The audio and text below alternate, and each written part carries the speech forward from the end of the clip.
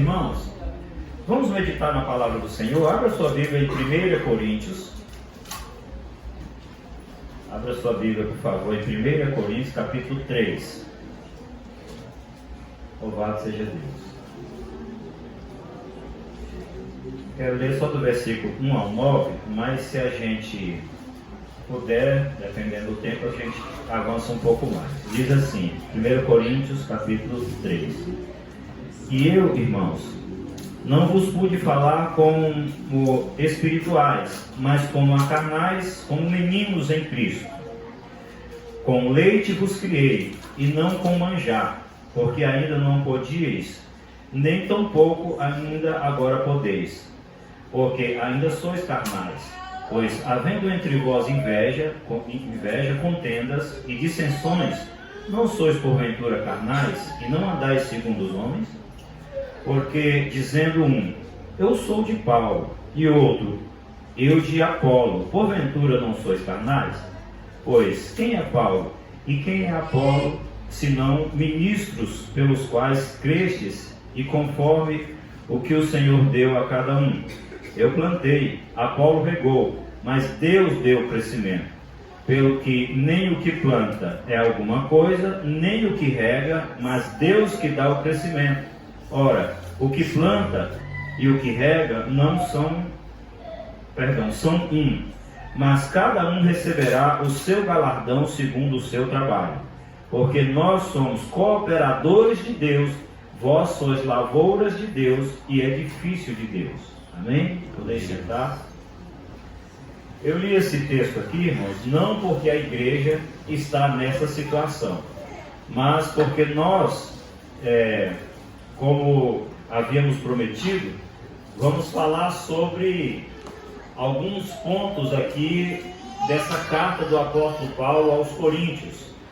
E nós falamos no último culto sobre o caráter da pregação de Paulo, já havíamos falado sobre as dissensões na igreja, e hoje nós estamos falando do espírito mundano causa dissensões na igreja. Amém?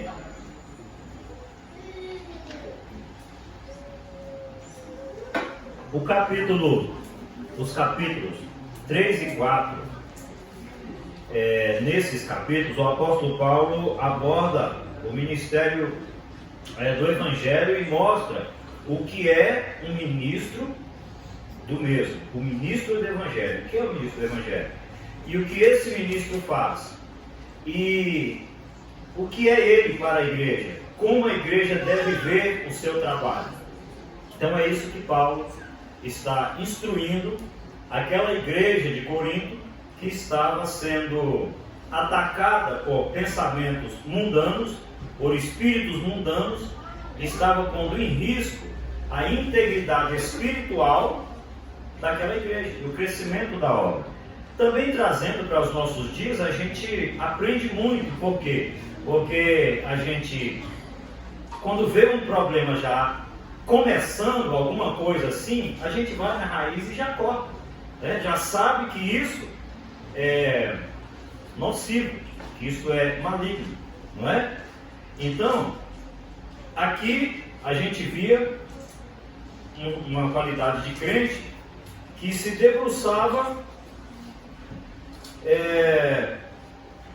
em espíritos, ou aceitava espíritos malignos ali, ou eram conduzidos por espíritos malignos para conturbar a igreja, para perturbar a ordem da igreja e tentar aniquilar o fundamento da igreja, que é Cristo, e colocar no homem, né?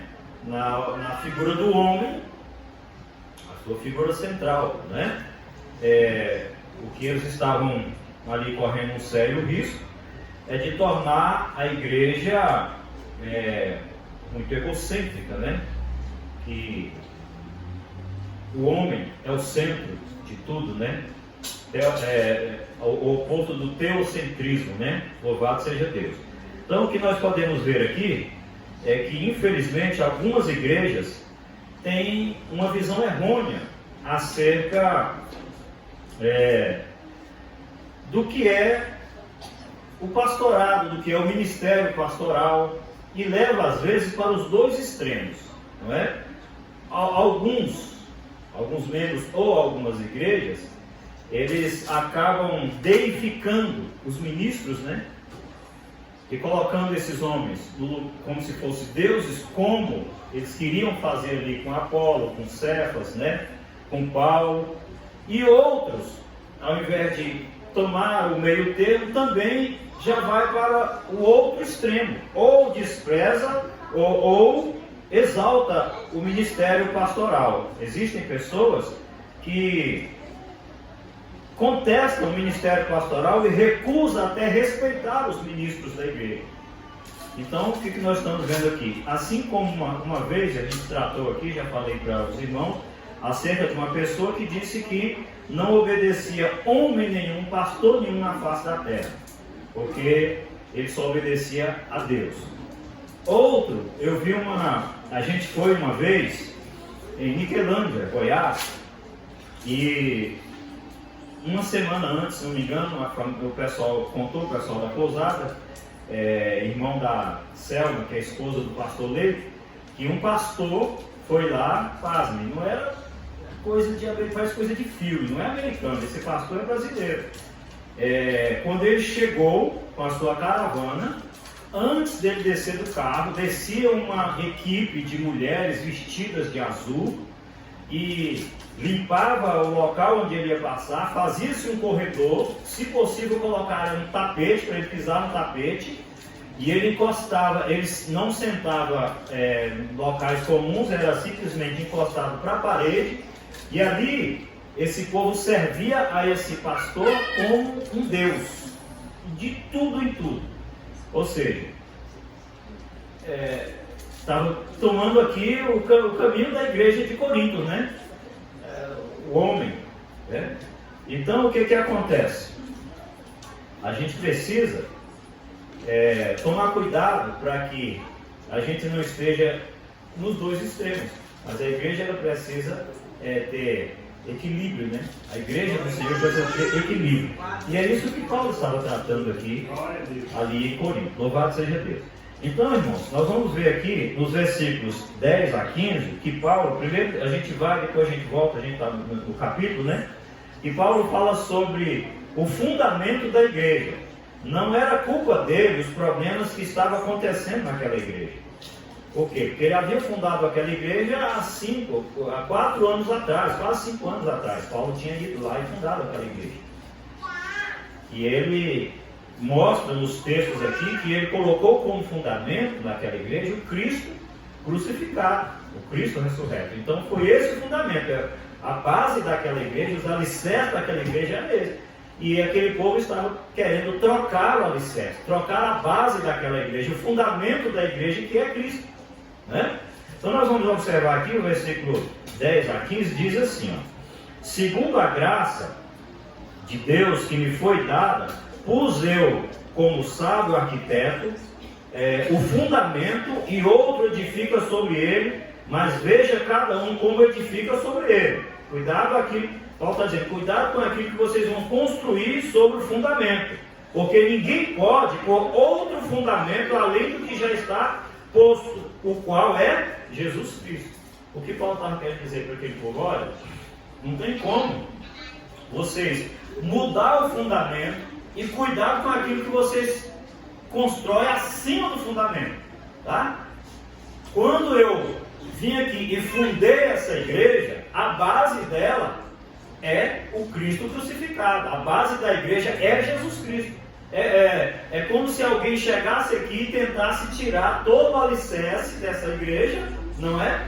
Para tentar construir uma outra coisa. Automaticamente ele ia fazer ruir tudo que está acima do alicerce.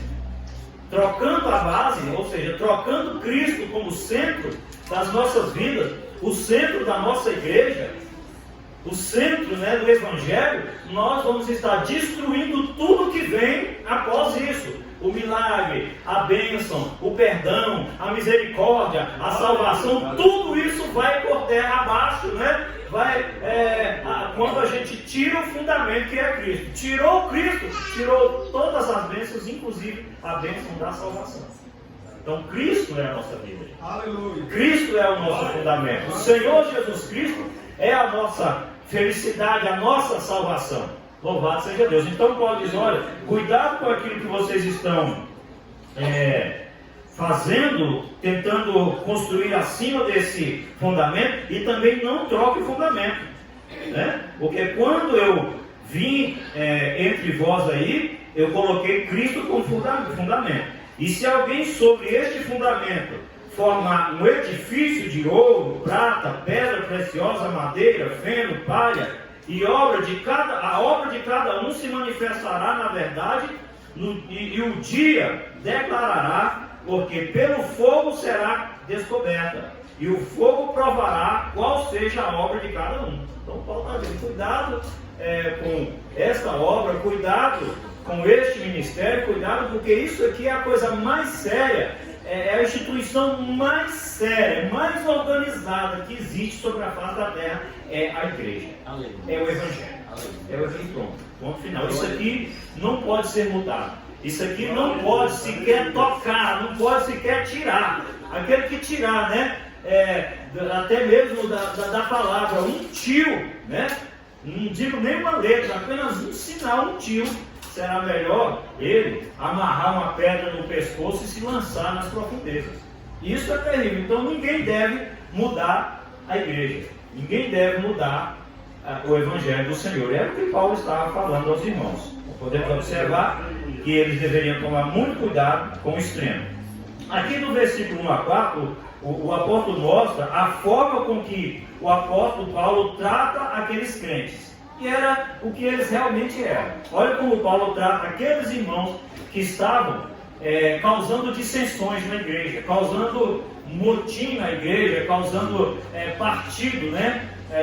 Ali, partidarismo dentro da igreja. Olha que coisa interessante. Paulo diz assim, ó, que eu, irmãos, não vos pude falar como a espirituais. Observa a riqueza que aquele povo estava perdendo por ainda não ter maturidade espiritual. Paulo diz, eu ainda não pude ainda sequer, bem que Paulo queria. Se ele diz assim, eu não pude, é porque ele queria falar. Ele queria chegar e entregar a eles um maná, mas ainda tinha que entregar o leite, o leitinho, olha só. Não pude falar como a espirituais, mas como a carnais, como meninos. Com leite vos criei. Olha aqui, com leite ele vos criou e não com manjar. Olha o que Paulo queria dar. Agora você imagina a falta de maturidade espiritual, o dano que causa na vida do crente. Ele, ao invés de receber o manjar, as delícias de Cristo, as profundidades das revelações de Deus, as bênçãos, eles estão recebendo ainda o quê? O leitinho racional, né? O leite criou, ainda não pude, porque diz assim, ó, com leite vos criei e não com manjar, porque ainda não podíeis, nem tampouco ainda podeis. Quanto tempo se passou? 5 anos e aquele povo ainda estava mamando. Já pensou? Criança de 5 anos, na vida espiritual, isso aqui já é para se tornar adulto, até porque o Espírito que está sobre a igreja ele é excelente, ele dá crescimento fenomenal, ele dá crescimento celestial, né? O Espírito que está sobre nós, você vê o irmão ali um dia, no outro dia você já vê o irmão de uma forma muito especial. Por quê? Porque o Espírito de Deus ele dá um crescimento espiritual. E aquela igreja, então, presa em dogmas, presa em pensamentos de homens, eles estavam brigando por partidos, por poder dentro da igreja, política dentro da igreja, né? Aí diz assim, ó, porque ainda sois carnais, pois havendo entre vós inveja, contendas, dissensões, não sois porventura carnais e não andais segundo os homens? Okay. Olha a pergunta do apóstolo Paulo para os irmãos ali de Corinto. Vocês ainda não estão nessa situação? Ao passo que deveriam todos estar cheios do poder de Deus, cheios do Espírito Santo, falando em línguas, né? Profetizando, aqui eu estou parafraseando, né? Pregando a palavra de Deus, ganhando almas, transformando vidas. Estão aqui querendo saber quem é o melhor, quem é o maior, escolhendo Paulo, escolhendo Apolo, mas o que é isso? Eu eu trouxe na bagagem para vocês um manjar, mas vou voltar com esse manjar para casa? Olha só o que Paulo desejava dar para aquele povo, um manjar, derramar sobre aquele povo o conhecimento, a bênção, né? E aí aquele povo preso nessas coisas, versículo 4 diz, porque dizendo um, eu sou de Paulo, e outro, eu sou de Apolo, porventura não sois carnais? Então, o apóstolo Paulo mostra claramente aqui que eles realmente precisavam mudar a sua forma de pensar o Evangelho, mudar a sua forma de viver o Evangelho, para desfrutar as riquezas do Evangelho. É assim que a gente precisa. Quando a gente parar um pouco e encarar o Evangelho como a coisa mais gloriosa que existe sobre a face da terra, nós vamos começar a receber do Senhor coisas que a gente sequer imaginaria. É coisa interessante. Olha só, esse assunto é ainda tratado mais ali sobre os crentes imaturos, quando em Hebreus, meu filho, você pode colocar aí 5, Hebreus 5, de 11 a 14, quando eles deveriam estar desfrutando das grandes experiências. Olha, irmãos, olha aqui,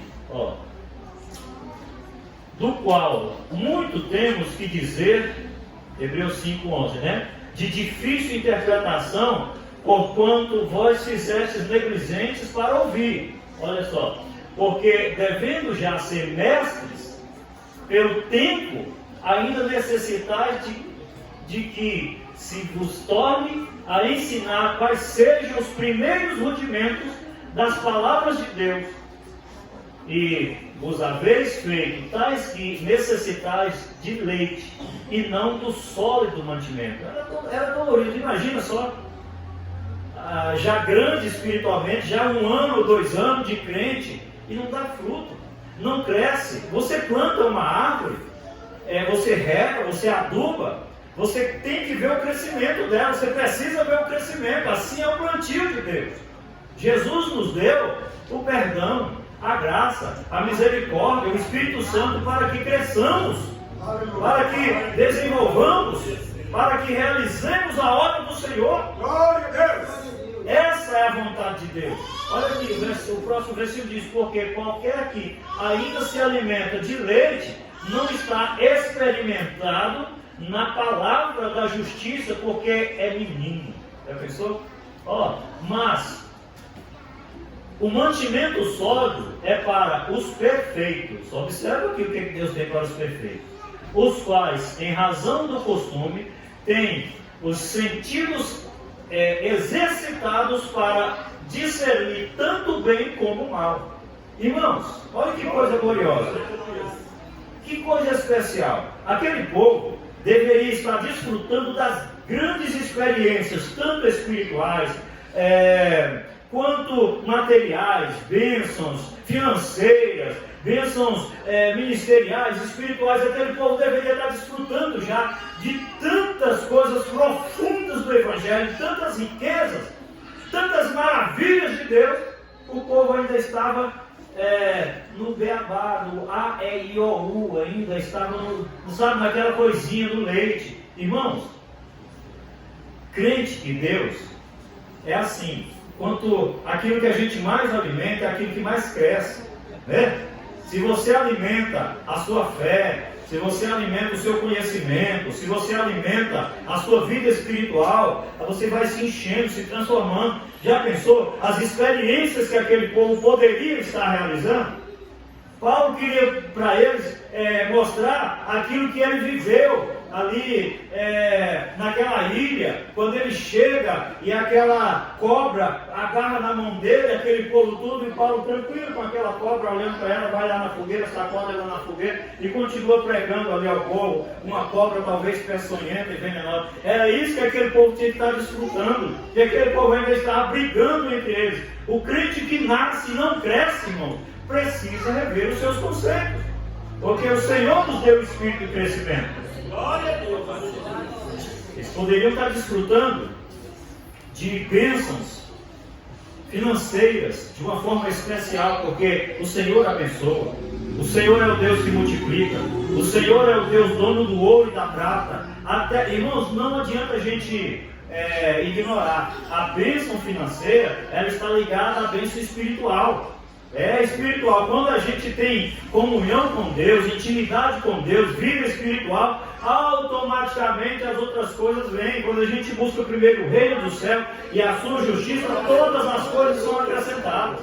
Era o que Paulo queria mostrar para aquele povo ali. Que o povo não conseguia desfrutar, né? A gente vê crentes contando experiências, muitos contam muitas experiências dos outros. É bom contar, mas melhor mesmo é vivenciar, desfrutar das experiências com Deus. Fazer uma prova de Deus e o dia amanhecer e Deus te responder. Isso é glorioso, isso é maravilhoso, ter intimidade com Deus, não é? Vejo pessoas testificando de tantos milagres, de tantas coisas. Gente, olha, a gente sente assim, o filho do príncipe quando acontecem essas coisas com a gente. Cheguei de uma oração outro dia, não longe de mim me exaltar, mas eu falando de experiência, eu preciso dessas experiências, né? Cheguei de uma oração aqui, daquelas campanhas, no outro dia, estava fazendo um vestidozinho para eu e minha esposa comer, e eu de costa, eu vi um demônio gigantesco chegando, né? Com as asas abertas assim, para vir sobre a minha casa. Como é isso, né? Pastor, mas como? Um gigante. Quer dizer, só lá na minha casa que ele vai? Não, irmãos. Mas o Senhor me mostrou, pela sua infinita misericórdia, né? Imediatamente, irmãos, eu estava de costas, mas eu vi ele lá, eu percebi ele lá, do jeitinho que eu já tinha visto ele em outro lugar. Simplesmente eu virei e comecei a expulsar, repreendi, e minha esposa também já veio junto comigo, né? E expulsando, e ali ele foi embora. Depois ali a gente comenta, o Senhor me mostrou ele lá naquela soja que tem lá embaixo, voando para lá. Dali de casa eu conseguia ver. Aleluia!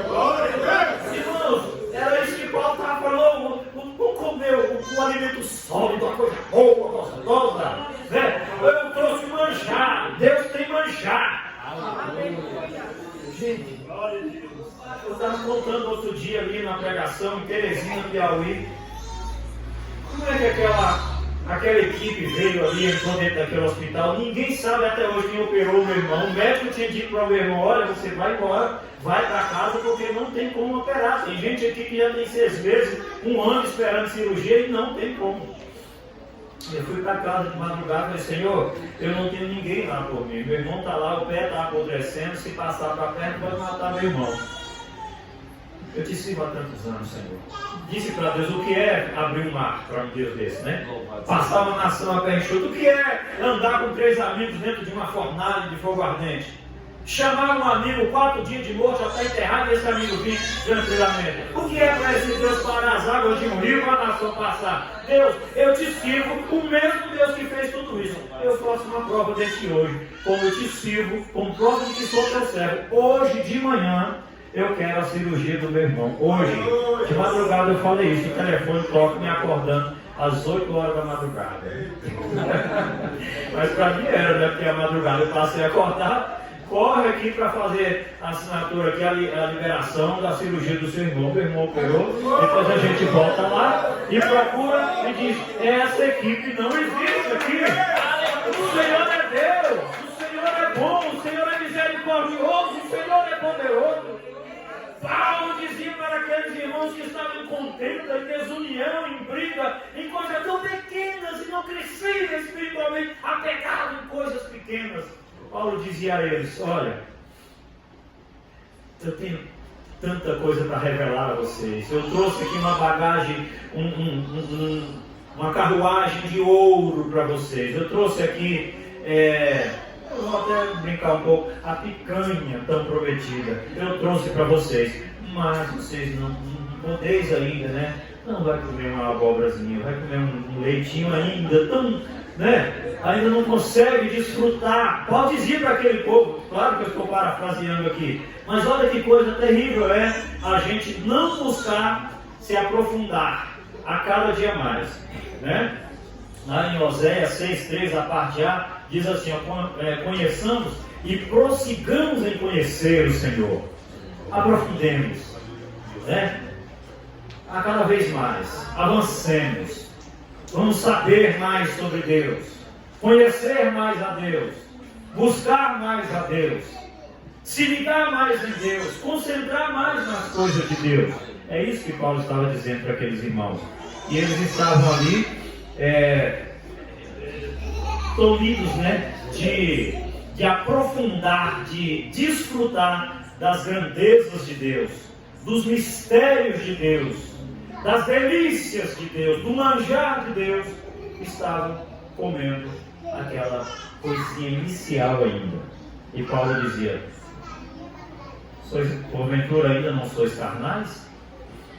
Não podes frutificar? Não podes crescer? Não podes dar frutos?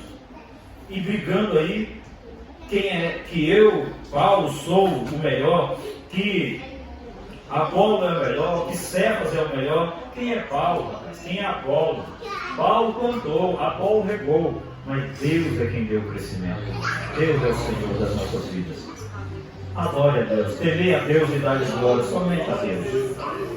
Paulo coloca cada um no seu devido lugar. Ali o apóstolo Paulo, no versículo 5 a 9, ele mostra realmente quem é quem. Pois quem é Paulo, quem é Apolo, se não ministros? Olha, Paulo está dizendo: nós somos ministros, pelos quais crestes conforme o que o Senhor deu a cada um. Eu plantei, Apolo regou, mas Deus deu o crescimento. Pelo que nem o que planta é alguma coisa, nem o que rega, mas Deus que dá o crescimento. Ora, o que planta e o que rega são um, mas cada um receberá o seu galardão segundo o seu trabalho. Está dizendo: nós somos aqui dispenseiros, porque nós somos cooperadores de Deus, e vós lavoura de Deus e edifício de Deus. Pronto, Paulo destaca aqui, diz assim: Deus no lugar de Deus, homem no lugar de homem, tá? Nós somos cooperadores, nós somos obreiros, dispenseiros, nós somos, costumo dizer que eu, no meu caso, né, eu sou mordomo do Senhor, da casa de Deus. Eu preciso cuidar da casa, do povo de Deus, dos filhos de Deus. Essa é a função do pastor e nada mais. Não adianta ele se exaltar, pedir tapete vermelho, se engrandecer, não adianta. Isso aí vai fazer com que ele caia na tentação do inimigo, na sedução da exaltação. O diabo, ele derrubou o primeiro homem, oferecendo exatamente a exaltação. Tentou derrubar Cristo oferecendo a exaltação. Ele chega para Adão, chega para Eva e diz: não, se você comer, serão abertos seus olhos e vocês serão como Deus. Olha como o diabo seduz a pessoa com a grandeza, né? Você vai crescer na vida, abandona isso aí, esse evangelho, esse pastor, essa palavra, essa ordem aí divina, e cresça, rapaz, você vai ser grande, você vai ser como Deus. Essa é a proposta do diabo. Já para Jesus Cristo, né? Ele chega e diz assim: olha, Jesus Cristo, está vendo aí todos os reinos da terra, tudo isso eu te darei. O que ele quis dizer? Você nasceu num berço pobre, numa manjedoura, né? Numa família pobre em Israel, e hoje até hoje eu te dou tudo assim, eu te faço rei sobre tudo isso aí. Já pensou? Ofereceu o quê? Para Jesus grandeza. Esse é o laço do inimigo. Quantas pessoas se desviam da presença de Deus, pecam contra Deus, morrem na fé, porque ao invés de se humilhar, compreender o seu papel humano, pequeno, a sua pequenez, a sua falibilidade humana, as pessoas vão se exaltar. Eu quero crescer financeiramente, crescer espiritualmente, eu quero ser maior do que o meu pai, do que a minha mãe, do que o meu irmão, do que o meu pastor, eu quero crescer. Não. Cresça na graça e no conhecimento, mas com relação ao espiritual, faça igual João 3,30. É necessário que ele cresça e que eu diminua. Faça como João. Aí esse sabia crescer. Esse é o crescimento na graça e no conhecimento de Deus. Este é o conhecimento que Deus quer. Amém? Louvado seja Deus. Por isso, meus queridos irmãos, Paulo foi muito sábio, né? Ali na sua sapiência. Sabe o que Paulo fez? Ele transformou a vida daquela igreja com essas duas cartas, com essas duas epístolas, que é a primeira epístola e a segunda epístola de Coríntios, né? Primeira e segunda Coríntios. Então, essa carta, ela serviu para colocar aquela igreja em seu devido lugar e serve até hoje para que nós, os cristãos, tomemos como exemplo e como base para as nossas vidas espirituais. Deus é o centro de tudo. Nós somos teocêntricos, Deus no centro de tudo. A antropologia é longe de nós. Nós não somos antropólogos, né? Nós somos teocêntricos. Nós somos cristãos, servos de Deus, cremos no nosso Deus. Então, o Senhor como centro de tudo. Como centro de tudo. Amém? Louvado seja Deus. Que o Senhor nos abençoe. E vamos nesse momento passar para a segunda parte.